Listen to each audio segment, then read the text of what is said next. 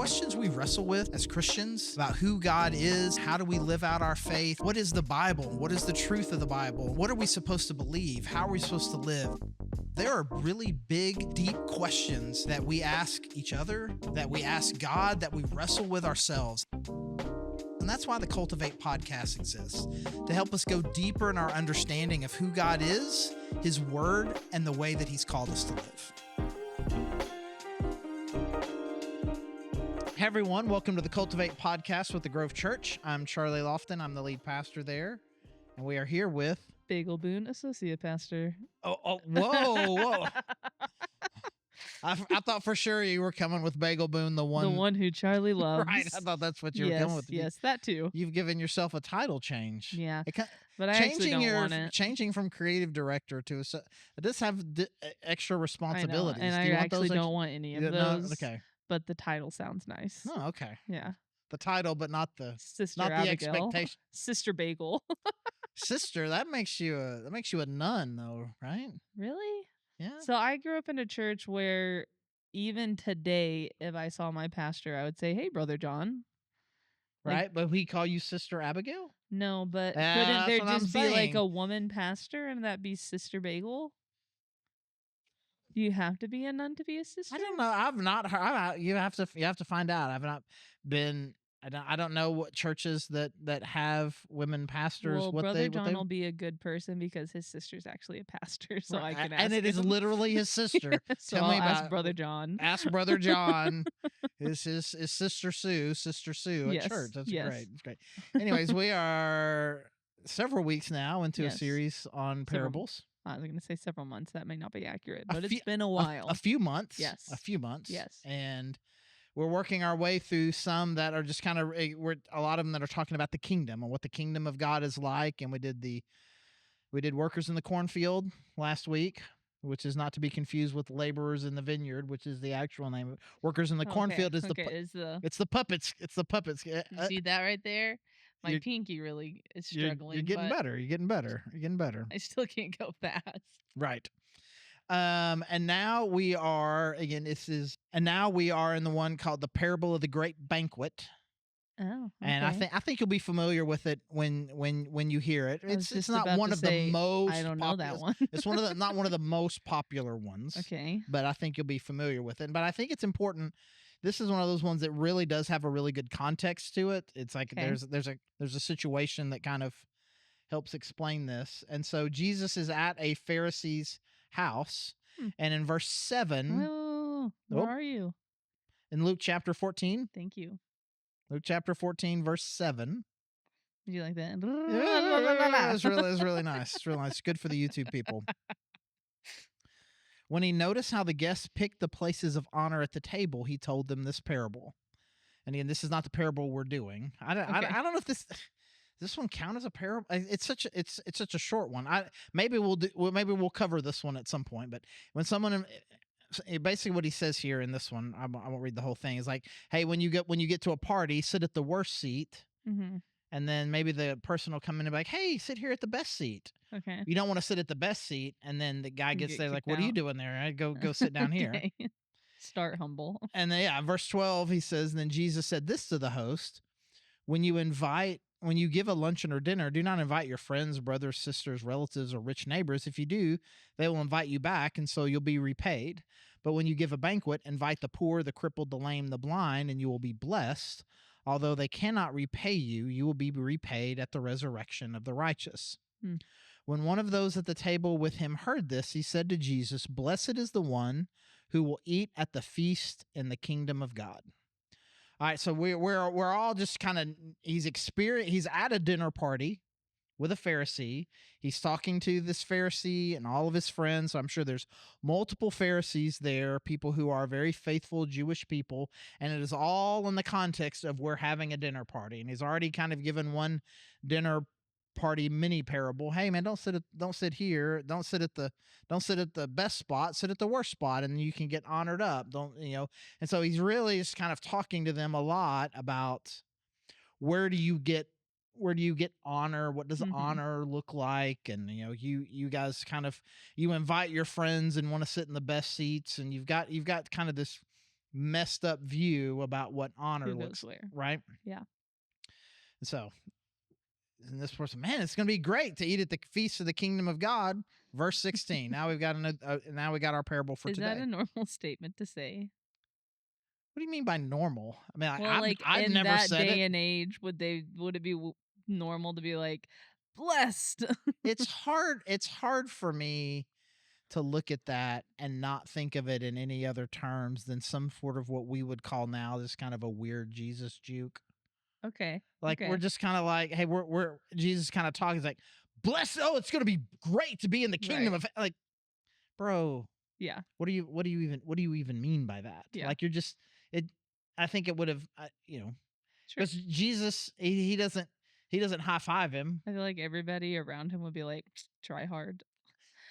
But again, I think I'm reading into that. Okay. I think I'm personally reading into Okay. that Okay. because if you were to say something like that, You'd be like, if you obviously we were just sitting here, it's like, brother, it's gonna be I'm gonna be blessed to be with you in heaven someday. yeah. I'd be like, You'd be bagel. like, are you okay?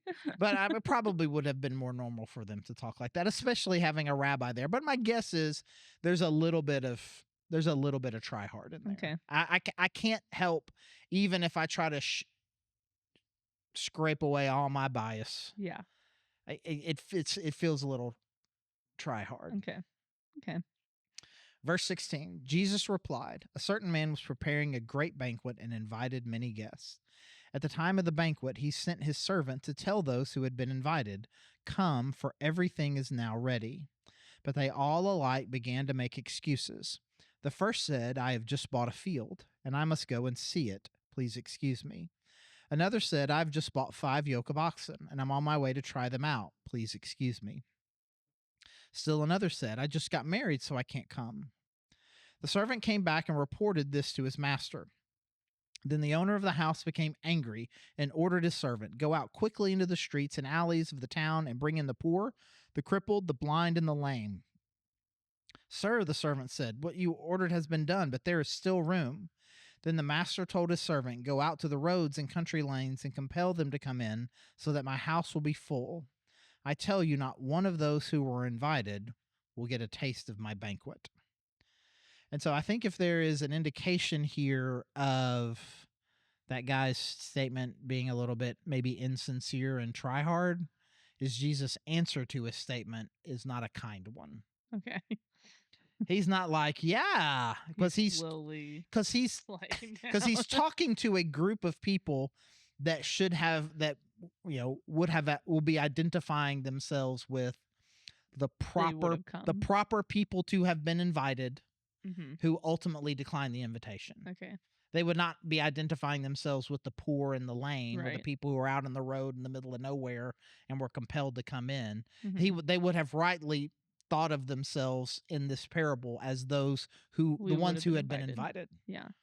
And so an invited person says, it's going to be great to feast together in the kingdom of God. And he goes, it's a little bit like this. The kingdom of God's a little bit like this. Somebody like you Mm-hmm. talks a good game and gets invited, but then when it matters, they don't show up. Mm-hmm. Oh, thanks, Pretty. brother. Right? I mean, so all right, so again, I guess I've already spoiled it a little bit. I mean, as always, the master, the king, we're always talking about God, and the kingdom is like this. So you got this. The kingdom is like this, where a man has this great banquet, and he's invited all of these people. And so again, with it saying that this is what the kingdom of God is like, he's like that. Okay, this is the kingdom. The kingdom is like this king. He's set up this banquet, inviting you to be a part of the kingdom of God. Mm-hmm. He's an inviter, and all of these people have been invited, but don't show up. See, this kind of takes me back to our very first parable of the sower. Mm-hmm. That they'd be like, who on earth would throw a banquet and invite these people? Like the banquet thrower would be confusing to them. That would which part would be confusing? That he'd be like, yeah, invite the cripple, go and invite the people from the country and all that stuff. They'd be like, there's no one that throws a banquet and would be willing to keep inviting. Yeah. So what would a person do? Like if I invite all these people to come to the banquet Wouldn't they just and none of cancel you it? cancel it, Yeah. You don't wanna lose cool points. It'd right? be So that, like yeah, so this is very inverting of the yeah. system. Yeah. Like, they would have been like, "There's no one that throws banquets like that." There's no one. I mean, you would be embarrassed Yeah. and just not show it. Yeah. So yeah, so again, in that sense, it's kind of like there's a real shocking component Uh-huh. to 'Cause it. in the sower, they're like, "No one throws their seed No one, that no one, no one, yeah, no carelessly." one would do that, and Yeah. no one would do this. I mean, like you would think of there's people who are worthy of being in the banquet and people who Mhm. are unworthy, Yeah. and the people who fancy themselves as worthy ultimately came up with excuses to not be a Mhm. part of it. And so then he did the unthinkable, Mhm. which is to invite Continue inviting. the unworthy, Mhm. which then now the other flip-flop of it is, okay, well now who's worthy? Yeah. The worthy one, quote unquote, is the one who accepts the invitation, Mhm. not the one who on the front end thought that they deserved it. Yeah. That really I think there is a sense in which, very much like the parable of the sower, where there is a broad invitation that is being made. Mhm. Really, how does he exactly say it? Uh, where'd it go? Go out to the roads and country lanes and compel Compel. them to come in, Yes. so that my house will be full. Mhm. Again, just like what we talked about last week, a very generous Mhm. person. The point is, I want to be able to be generous with a large group of people. Yeah. Not so much like I need you to be impressed with Yeah, his how main great goal is to have a full house, not to have a certain type of person. right, to and that would reflect well on him. Like, oh look, Mhm. all the finest people came to my banquet. Mhm. He just wants to be generous and throw a really fun party, Right. and then all of these people who were part of the initial invites Yeah. turned him down. Yeah. Which is real lame Well, but excuses. again, I think now in a again post-resurrection Pauline evangelical Mhm. Christian theology that we have right now, we definitely see more into this than maybe what they would have, and we can get to that. But let's just kind of stick for right now, kind of where they are. Right? Well, So they I'm would have mainly definitely just viewed themselves as the people who were invited but turned him down. yeah.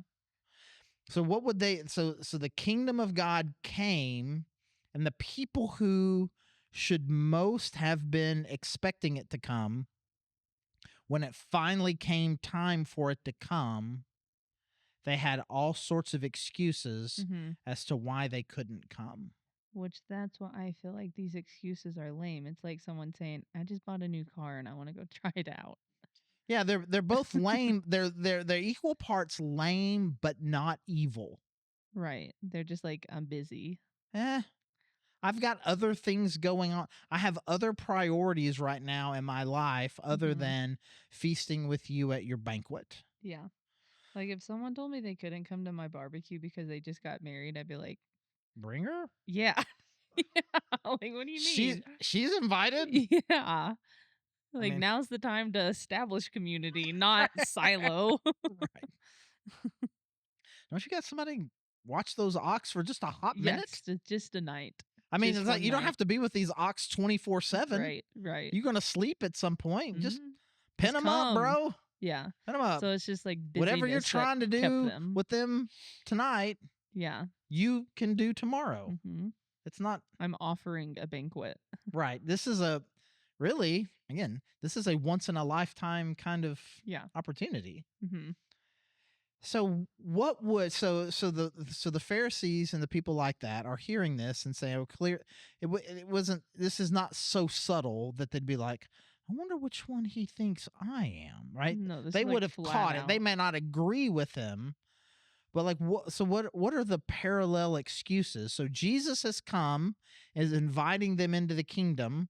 They theoretically have been invited for a long time. They know that God is bringing the kingdom. They know they are followers of God. They would feel themselves invited. And then Jesus comes. It's They almost like the they're not catching the importance of who's in front of them. Yeah, but it's like Like I the position that they're at, they should be able to identify like, oh, this is an important banquet to be at, but they're not identifying that. yeah, it's almost like what would make most sense is um the banquet guy, he sends his servant to go invite them, and they didn't know who that servant was. Yeah. That would make the most sense Mhm. as far as the way that we think about it. Hey, I want you to invite you to the banquet, and they're like, Mm. who's this guy? Mhm. That they did not associate the servant Yeah. with the banquet. Mhm. Because again, just kind of, if someone of great honor was putting together a banquet, they would have wanted to be there. Yeah.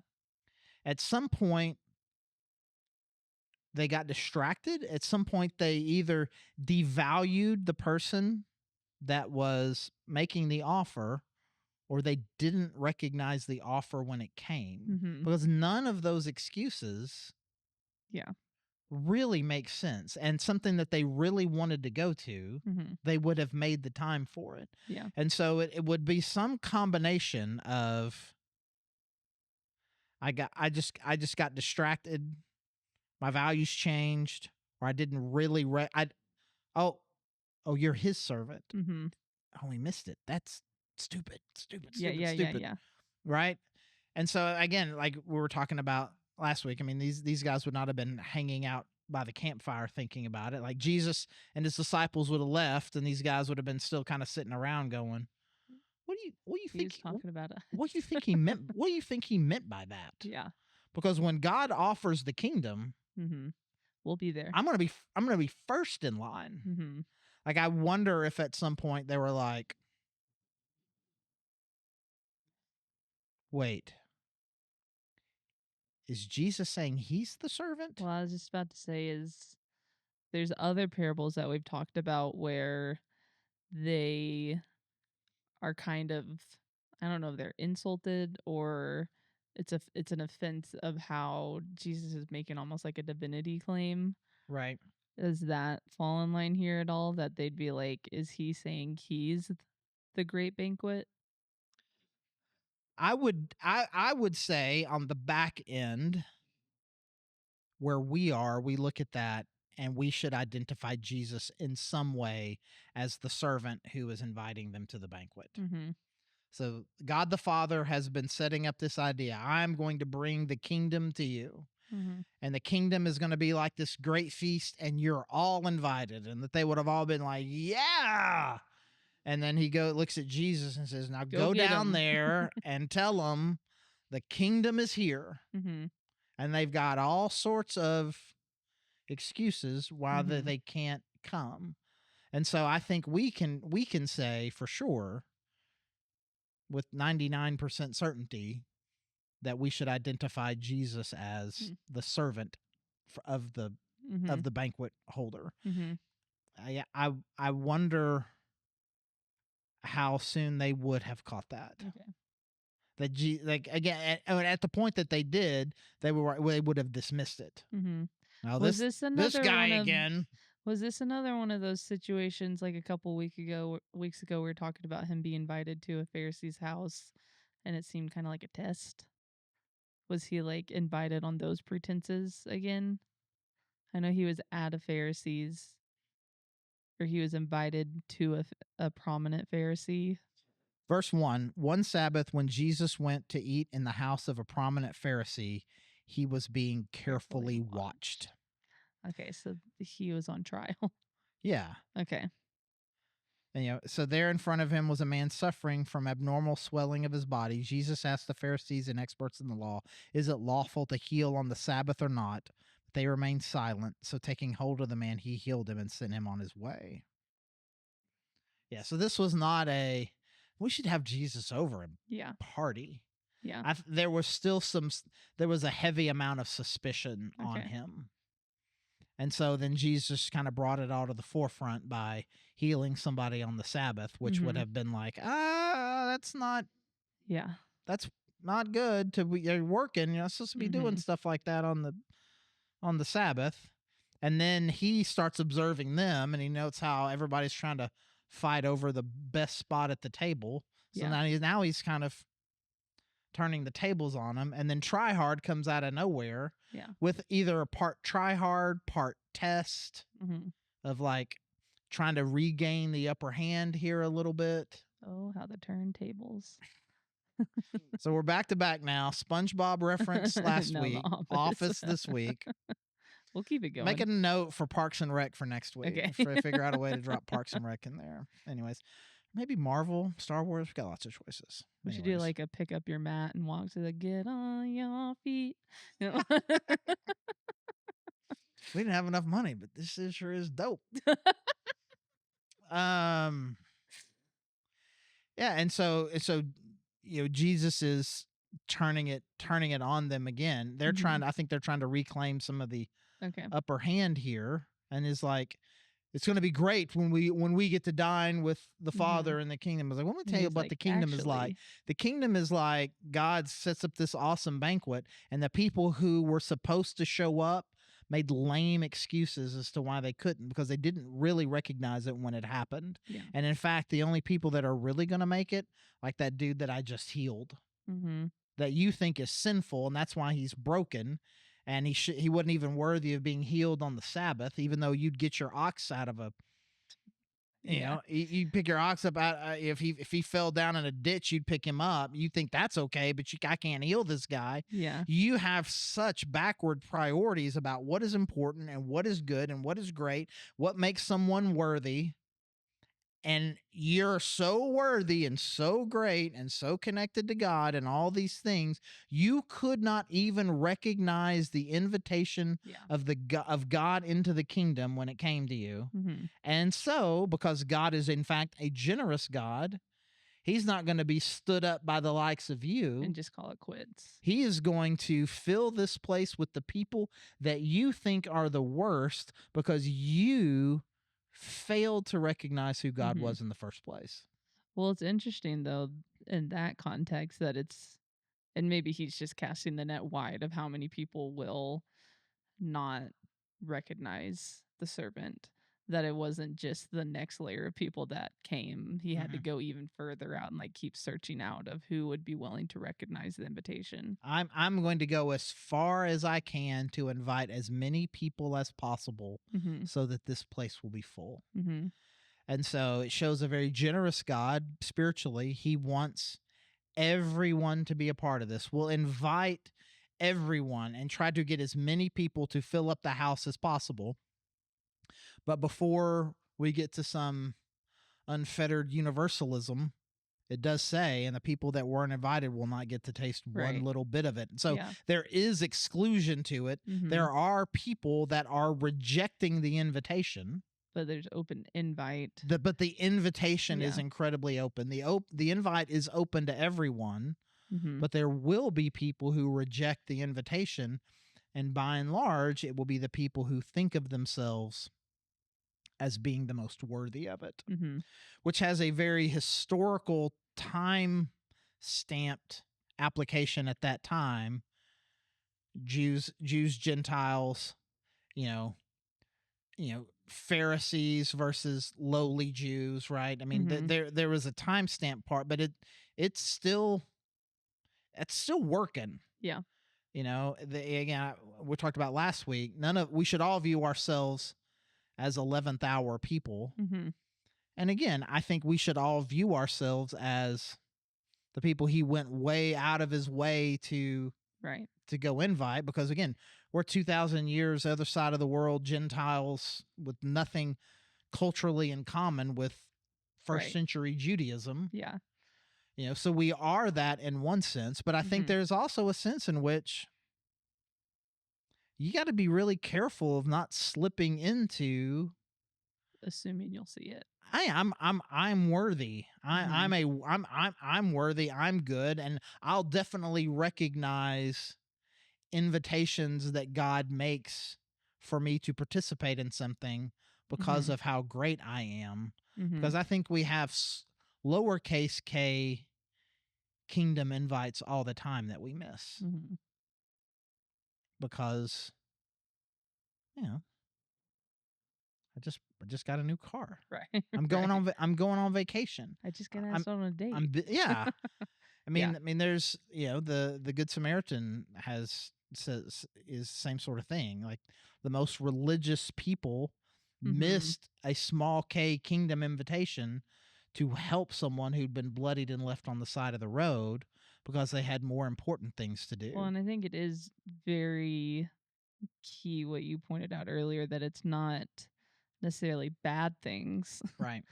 and kind of raising the alarm bell of like it's not just you being stuck in sin. It could just be, which I sin's the wrong word. You don't have to be in overtly bad things to think you might miss it. Right. You could just be busy with good things Yep.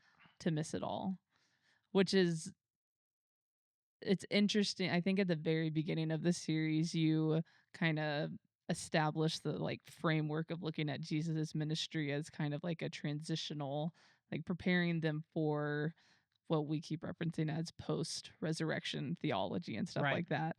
And I'm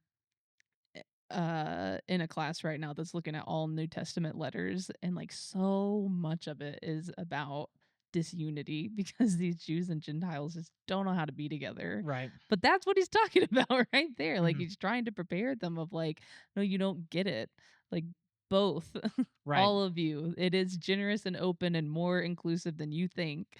But then you see all the New Testament letters and they're still battling it. Yeah. Would anybody who heard Jesus talk about this think that God was generous and kind and gracious to broken, lame, and poor people? Or and the answer to that is no, because you are broken, lame, and poor because of something you did. Mhm. It is anything bad that happens to you is definitely a judgment upon you. Mhm. And the fact that I am wealthy and healthy Mhm. means that God favors me and God does not favor you. And it turns out God heavily favors them. And it's not that he doesn't favor you, you just didn't notice when he called. Yeah. Well, and it's also even in their social like it's one thing in our culture to be like, it's kind of weird that I'm around this totally lower demographic that's in a different socioeconomic, like they wouldn't even touch each other Hmm. or like be in the same room as each other. So him to like give the implication that like you could receive this invite, but you'd be in the same room as the lame and the crippled. And Hmm. like that would have been so socially uncomfortable for them. Like, they would never ride the metro in New York. That'd be so uncomfortable. So, like, Right. he's shattering a lot of, like, social barriers of giving them, like, no, the kingdom is really, like, this larger invitation that you can't even comprehend. Yeah, I mean, to me, see, that's it. That's at that part is kind of the adding insult to injury, Yeah. right? It's people that I think are the worst are the ones that are getting into the kingdom, but adding insult to the injury is God made an invite to invite you into His kingdom, Mhm. And you and you told Him you were busy with day to day mhm. Menial stuff. task. Yeah. And again, I think there has to be imagining a reflective Pharisee, a Nicodemus, a Joseph of Arimathea, Mhm. someone like that who comes from this kind of upper class, religiously powerful person in the Jewish world who is hearing Jesus say this and like, what is it that I have been distracted by? Mhm. Why was I not able to see it? Is he talking about my religious devotion? Mhm. Because that's definitely what he was talking about in the Good Samaritan, right? Because those You were people so busy were trying to hold up the you can't touch blood right. laws that you missed out on opportunity to love and to care for somebody. Like, why do you make you think he's because all of those actually they're all kind of tied to prosperity. Mhm. I was so swept up in my prosperity, Yeah. I missed the invitation to the kingdom. So Mhm. then the contrast with the poor and the lame and the weak and the people who live way out there makes even more sense, Mhm. because it's not that I got distracted by religious devotion, Good Samaritan. Mhm. I'm being distracted by my own prosperity. Yeah. I've got Just excess and fun I've things. I'm busy with all my stuff actually, and Mhm. my beautiful new wife and my new oxen and all these things, Mhm. and so I Yeah. I can't. I Yeah. can't. I'm busy being awesome. Yeah. Which one thing we haven't touched on was the banquet holder. I don't know what else they called him. Um, that he gets angry the last time the servant comes back and says there's no one. The owner of the house became angry and ordered his servant go out quickly. That, like, what do you think that speaks to of God's character of the servant? We're assuming Jesus is the servant. God being angry of, like, I've invited so many people and they're still saying not recognizing. I don't. This one, I think that is a question that I think would just be like, okay, well, when did the father get mad at Jesus?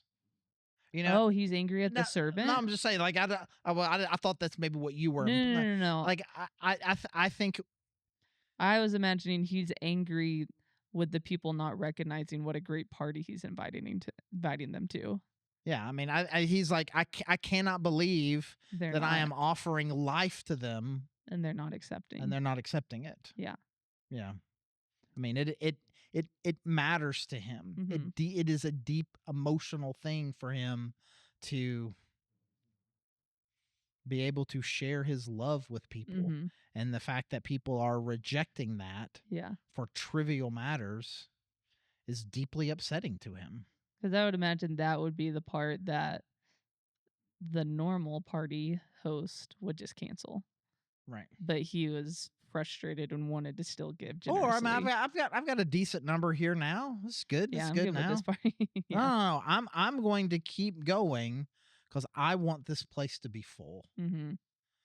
And when people talk about this, we're getting off the rails here a little bit, but just even the fact that we've gone so long, Jesus said he was going to come back soon. Yeah.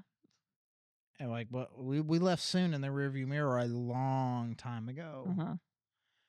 But there's a lot of that still in it, where Mhm. it's like, I mean, I'm still looking to fill this place up, and so I Mhm. want to go to the far ends of the earth and make sure everybody everywhere, no matter how far geographically or spiritually or personally they may be from with the hubs of the kingdom, Mhm. I want I want to fill up this place. Yeah. And so he is both going to physical distances, but then now temporal great distances to make sure that everybody is getting an invite. Mhm. And again, it just points to the generosity of God.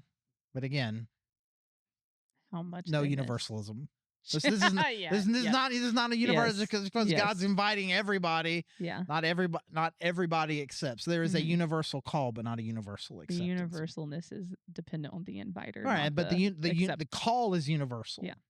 and Jesus will even God will even go out of his way Mhm. to make sure everybody is invited. But Mhm. the acceptance Yeah. is, Yeah. anyways. It's always important to me because every now and No, then, that is important. because every now and then there's some things that say that people like to twist into some sort of universalism, and I I'm just sure feel like someone could make a crazy clip of us and put it out there and say something crazy. yeah, but not universally. You're not gonna accidentally catch me as saying something Okay. universal. Okay. Anyways, Bagel, thank you so Of much. There's course. always great insight and thinking. Like you talking and asking questions and you help me think better. Oh, I that is really a like that. So high compliment. I enjoy this. I enjoy Thank this, you. and thank you guys for joining us as well. Encourage you to keep coming back as we're working our way through the parables, and we would love to connect with you on a Sunday if we're not already. You can find us at thegrovechurch.org. and you find out information on our streaming services, being in person, and there's a form you can fill out to let us know any help that you need, any questions you have. We would love to hear from you. So again, thank you for joining us, and we'll see you next time.